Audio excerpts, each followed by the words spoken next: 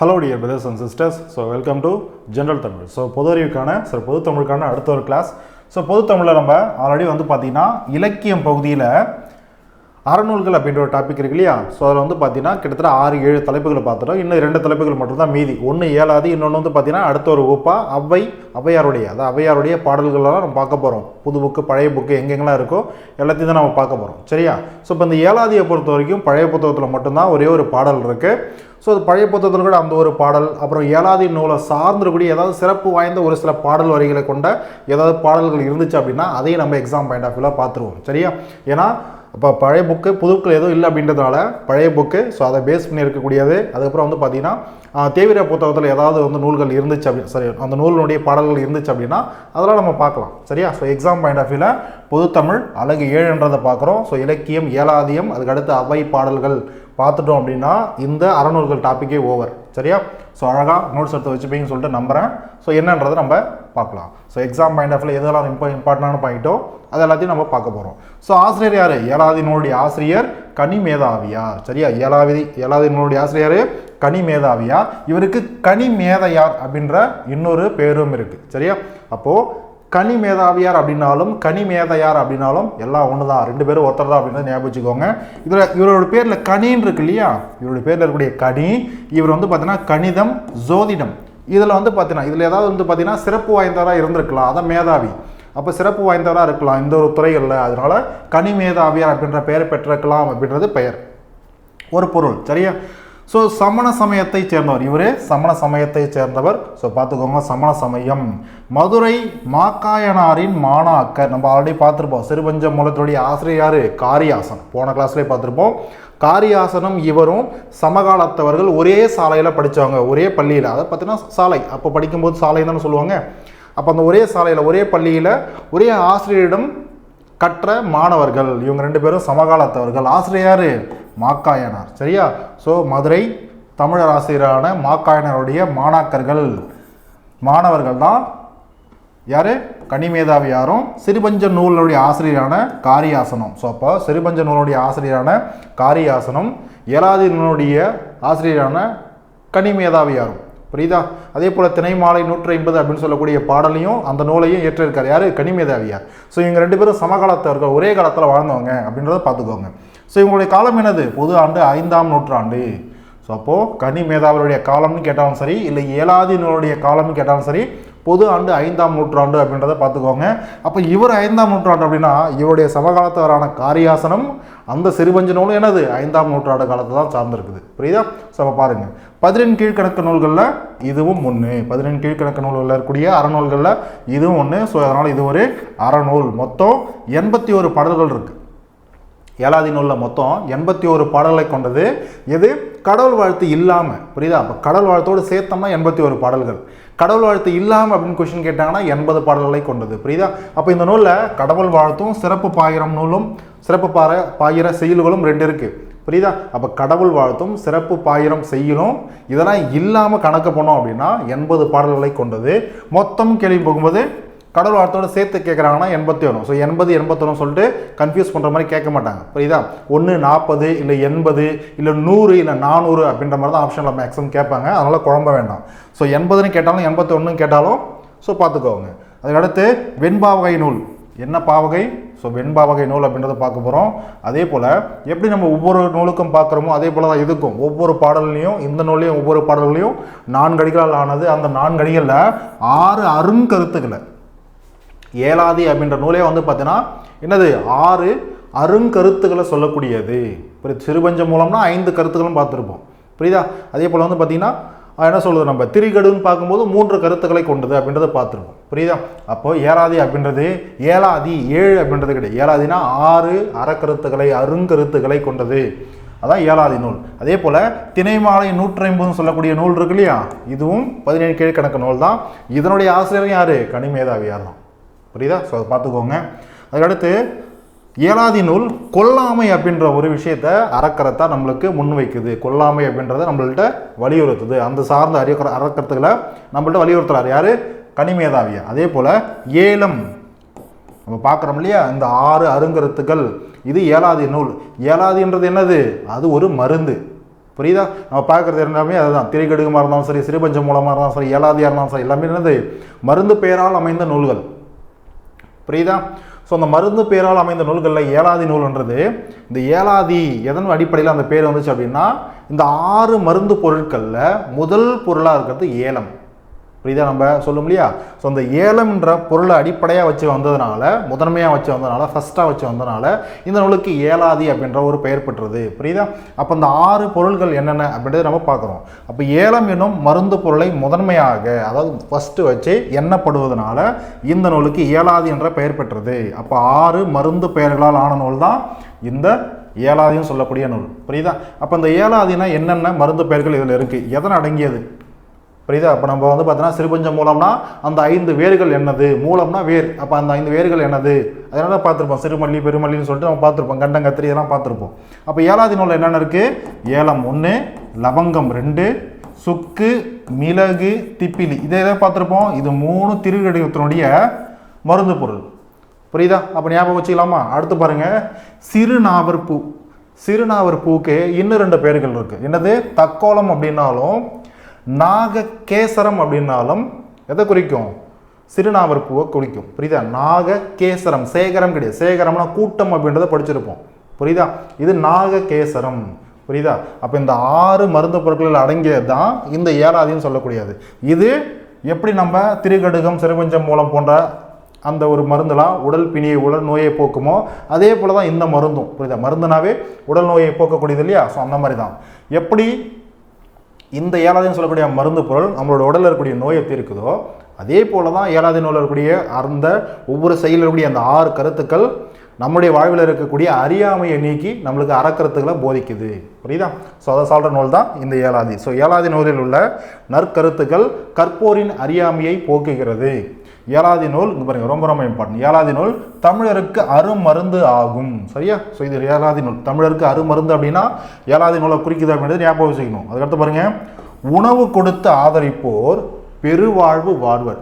அதாவது ஒருத்தவங்களுக்கு பிறருக்கு உணவு கொடுத்து உதவி செய்து இரத்தல், அதாவது பார்த்தீங்கன்னா என்ன சொல்ல, இரத்தல் மூலயமாவோ, அதாவது பார்த்தீங்கன்னா பிச்சை எடுத்தல் மூலயமாவோ, இல்லை வந்து பார்த்தீங்கன்னா நம்ம சொல்லுவோம் இல்லையா? ஸோ அந்த மாதிரி காரணங்களால் பொதுவாக யாராவது உதவின்னு கேட்குறாங்க அப்படின்னா அவங்களுக்கு நம்மளுக்கு உணவும் சார்ந்து, ஸோ உணவு கொடுத்து ஆதரிப்போர் நல்லா வாழ்வாங்க அப்படின்ற விஷயத்த கிட்டத்தட்ட 21 பாடல்களில் அந்த கருத்து 21 பாடல்களில் கருத்துக்களாக ஸோ ஏலாதி நூல் சொல்லியிருக்கு. அதே போல் இங்கே பாருங்கள், முன் பிறவியில், இதுக்கு முன்னாடி பிறவியில் அது யாராக இருந்தாலும் சரி, மன்னர்களாக இருந்தாலும் சரி, இல்லை வேறு யாராவது செல்வந்தர்களாக இருந்தாலும் சரி, யாராக இருந்தாலும் சரி, பொதுவாக அந்த நூல் என்ன சொல்லுதுன்னா, முற்பிறவியில் மாணாக்கர்கள் யார்? கல்வி கற்கக்கூடியவங்க. அங்கே சிறு வயதோ பெரு வயதோ யாரோ படிக்கிறாங்க அப்படின்னா மாணாக்கர்கள் சொல்லுவோம், மாணவர்கள் சொல்லுவோம். அப்போ மாணாக்கர்களுக்கு முற்பிறவியில் உணவு, மாணாக்கர்களுக்கு உணவு, உடை, எழுத்தாணியானது எழுதுகோள், பேனா. சரியா?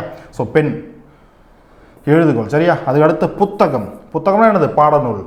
இதெல்லாம் கொடுக்குறவங்க இந்த பிறவியில் அந்த மாதிரி கொடுத்தவங்க, போன பிறவியில் அந்த மாதிரி கொடுத்தவங்கள இந்த பிறவியில் புலவர்கள் போற்றும்படி வாழ்வர் அப்படின்னா அந்த சிறந்து வாழ்வாங்க அப்படின்ட்டு ஏலாதி நூலில் சொல்லப்பட்டிருக்கு. அதை சார்ந்த ஒரு பாடல், ஒரு செய்யுள்ன்றது நம்ம கடைசியாக பார்ப்போம். புரியுதா? கடைசியாக ஒரு 4 வரிகளில் ஒரு செய்யுளுக்கு வந்து கொடுத்துருப்பாங்க, அதையும் நம்ம பார்ப்போம். ஸோ ஓகே, இப்போ புத்தகத்தில் எங்கே இருக்குதுன்னு பார்த்தீங்கன்னா புதிய புத்தகத்தில் பெருசாக எதுவும் கிடையாது. ஸோ பழைய புத்தகம். ஸோ பழைய புத்தகம் 10ஆம் வகுப்பு. ஸோ பாடல் சொல்லும் பொருளும் பாடலுடைய பொருள் பார்த்துருவோமா? ஸோ ஃபஸ்ட்டு பாடல் பாருங்கள். வணங்கி என்னதுப்பா? ஃபஸ்ட்டு வணங்கி, பெரியோரோ யாரோ அவங்கள்ட்ட என்னது ரொம்ப பணிவாக அவங்கள வணங்கி நம்ம என்ன பண்ணுவோம்? வணங்குவோம் இல்லையா? ஸோ அதுதான். ஸோ வணங்கி, வழி ஒழுகி, நல் வழியில் நடந்து, வழி ஒழுகி, மாண்டோர் சொல் கொண்டு, மாண்டோர்.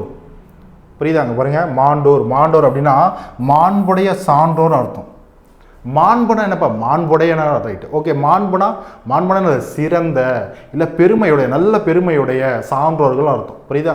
அப்போ மாண்டோர் சொல் கொண்டு, அந்த மாதிரி சிறந்த நல்ல சான்றோர்கள் வழியோடு, அந்த வழியில் நம்ம போகிறோம் அப்படின்னா அந்த மாதிரி இருக்கக்கூடிய நபர்களும், வணங்கி இருப்பவர்களும், வழியொழுகி நல் வழியில் போகக்கூடியவங்களும். புரியுதா? அதுக்கடுத்து நுணுங்கி நூல் நோக்கி, நுணுங்கினது நுண்ணறிவு கொண்டிருக்கக்கூடிய, நிறைய அறிவுகளை கொண்டிருக்கக்கூடிய நூல், நிறைய அறக்கருத்துக்களை, அறிவு சார்ந்த கருத்துக்களை சொல்லக்கூடிய நூல், அதான் நூல். அல்லது நுணங்கி நூல் நோக்கி அப்படின்னா, நோக்கினன்றது அந்த மாதிரி நூல்களை எடுத்து ஆராய்ந்து படிக்கிறது, நிறைய கருத்துக்களை தெரிஞ்சுக்கிறது. புரியுதா? ஸோ நுழையா இணங்கிய பால் நோக்கி வாழ்வான் பழியில்லா மன்னனாய் நூல் நோக்கி வாழ்வான் நுனித்து. சரியா? ஸோ இது 7வது நூலில் இருக்கக்கூடிய 59வது பாடல் அப்படின்றத கொடுத்துருப்பாங்க. ஸோ வணங்கினது பணிந்துன்னு அர்த்தம். மாண்புனா பெருமை சிறப்புன்ற பொருள் குறிக்குது. அதுக்கடுத்து நுணங்கிய நூல் அப்படின்னானது நுண்ணறிவு கொண்ட நூல்னு அர்த்தம். சரி, அதுக்கடுத்து நோக்கி அப்படின்னா ஆராய்ந்து. இந்த பாடலில் நோக்கி அப்படின்றது ஆராய்ந்து நம்ம சொல்லுவோம் இல்லையா? இப்போ நம்ம நுண்ணோக்கிலாம் பயன்படுத்துவோம். நுண்ணோக்கியில் சயின்ஸில் இப்போ நம்ம நுண்ணோக்கின்னு சொல்கிறோமா? எதுக்காக? நம்ம ஏதோ ஒரு விஷயத்தை ஆராய்ந்து பார்ப்பதற்காக தான் அந்த நோக்கின்ற விஷயத்தை இப்போ நம்ம யூஸ் பண்ணுறோம். ஸ்கோப்லாம் யூஸ் பண்ணுறோம். ஸோ அதுதான். அதுக்கடுத்து பாடலுடைய பொருள் பாருங்கள்.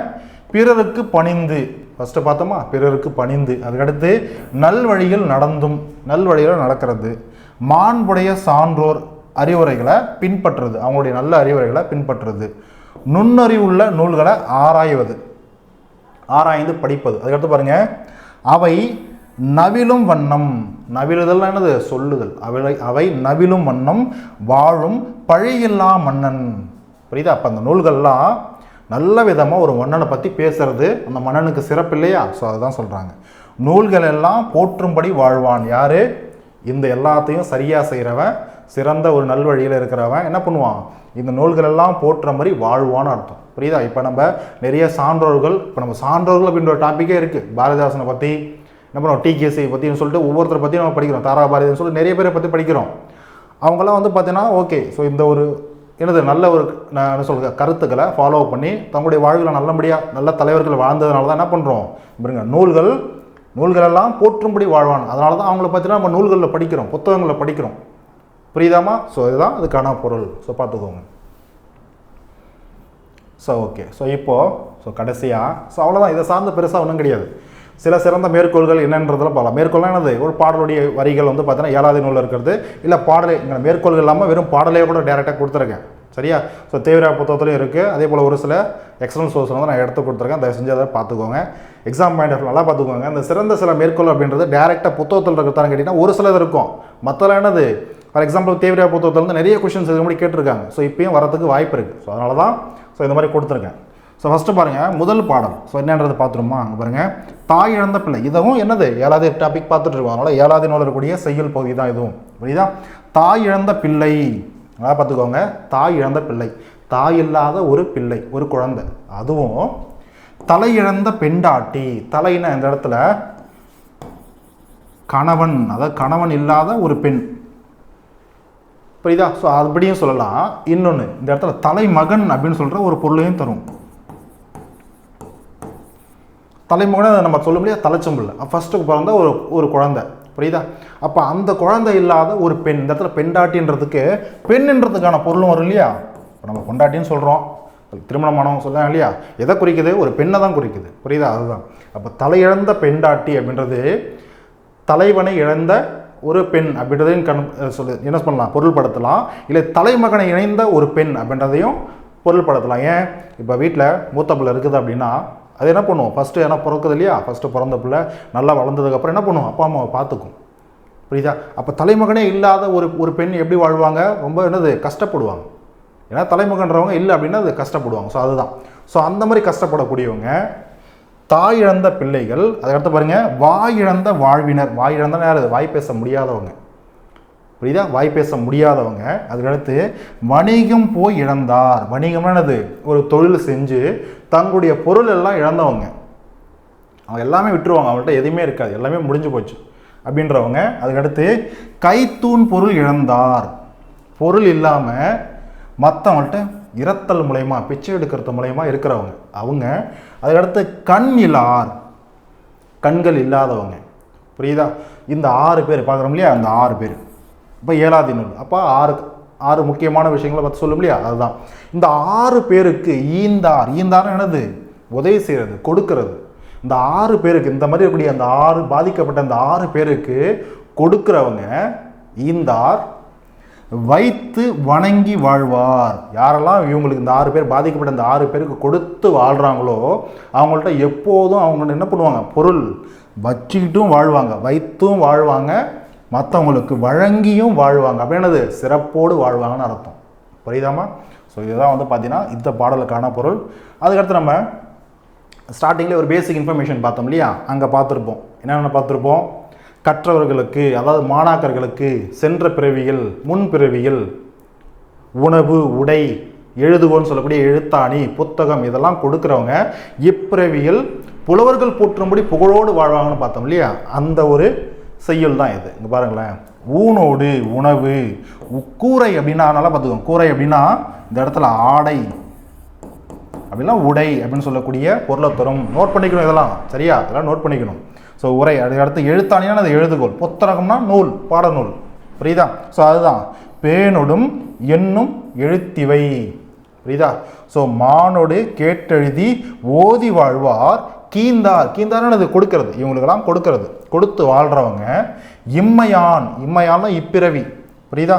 வேட்டெழுத வாழ்வார் விரிந்து, புகழோடு வாழ்வார்னு அர்த்தம், சரியா? ஸோ இதுதான் அந்த பாடலுக்கான செய்யுளுக்கான பொருள். ஸோ இதோடு வந்து பார்த்தீங்கன்னா ஏழாவது நூலில் இருக்கக்கூடிய பகுதி முடிஞ்சது. ஸோ அழகாக நோட் பண்ணிக்கோங்க. ஸோ வேறு ஏதாவது எக்ஸ்ட்ரா இன்ஃபர்மேஷன் ஏழாவது நூலை சார்ந்து எக்ஸாம் பாயிண்ட் ஆஃப் வியூவில் கேட்குற மாதிரி ஏதாவது அப்டேட்ஸ் இல்லை வந்து பார்த்தீங்கன்னா டேட்டாஸ் நான் எதாவது கலெக்ட் பண்ணுறேன் அப்படின்னா நான் கண்டிப்பாக அடுத்தடுத்த வீடியோஸில் கொடுக்க ட்ரை பண்ணேன், சரியா? ஸோ ஏழாவது நூலை பற்றி ஸ்கூல் புக்ஸில் இருக்கிறதோ இல்லை பொதுவாக நம்ம தெரிஞ்சிக்க வேண்டியதோ இவ்வளோ தான். ஏதாவது எக்ஸ்ட்ரா இன்ஃபர்மேஷன் இருக்குது அப்படின்னா நம்ம என்ன பார்த்துக்கலாம், அடுத்த கிளாஸில் நம்ம ஏதாவது வரக்கூடிய கிளாஸஸ்லாம் பார்க்கலாம், சரியா? ஸோ அழகாக நோட் பண்ணிக்கோங்க. மறுபடியும் நம்ம இன்னொரு கிளாஸில் மீட் பண்ணலாம். So until then is bye from Prabharakannan from Prabharan academy. Okay, அதே போல் வீடியோ பிடிச்சா என்ன பண்ண தெரியும், என்ன பண்ணுவோம், ஷேர் பண்ணுங்கள். ஃப்ரெண்ட்ஸ் அண்ட் ஃபேமிலி யாரெல்லாம் டிஎன்பிஎஸ்சி படிக்கிறாங்களோ அவங்களாம் நம்ம சேனலில் தெரியப்படுத்துங்க, சரியா? ஸோ அழகாக நோட்ஸ் எடுத்துக்கோங்கம்மா. மறுபடியும் நம்ம அடுத்த ஒரு வீடியோவில் பார்க்கலாம். So thank you. So thank you.